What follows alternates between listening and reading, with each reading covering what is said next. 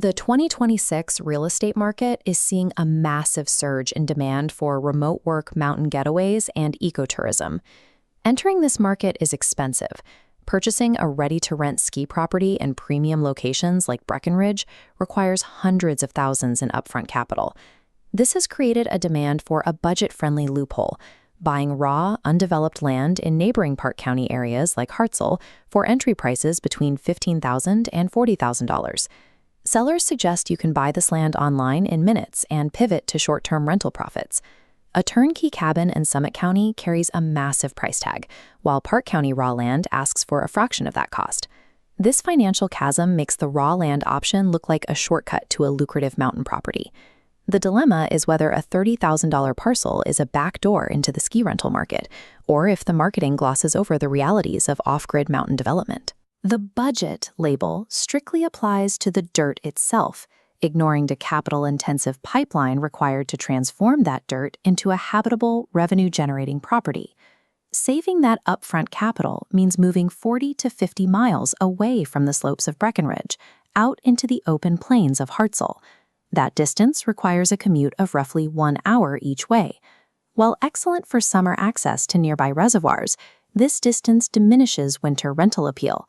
Tourists generally expect ski-in, ski-out convenience, not a daily highway trek. Geography is only the first hurdle. These 4 to 5 acre parcels require building completely off-grid. Off-grid mountain building presents a core complexity, the total absence of municipal utility tie-ins. Owners must install 3 independent systems: well drilling, septic installation, and an off-grid power setup involving solar or generators. These independent systems represent significant hidden development costs. Paying cash for these systems instantly negates the initial savings on the land purchase. Navigating contractors and permits for these utilities drastically extends the timeline before seeing any ROI. ROI, or return on investment, is a metric used to determine the efficiency of an investment by comparing the gain to the initial cost. Buying off-grid raw land trades immediate convenience for severe upfront capital requirements and lengthy development delays.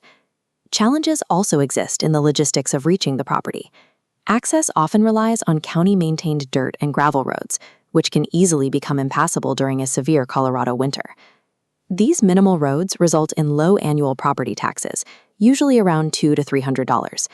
However, absentee owners must secure private snow mitigation to ensure reliable winter rental turnover for guests.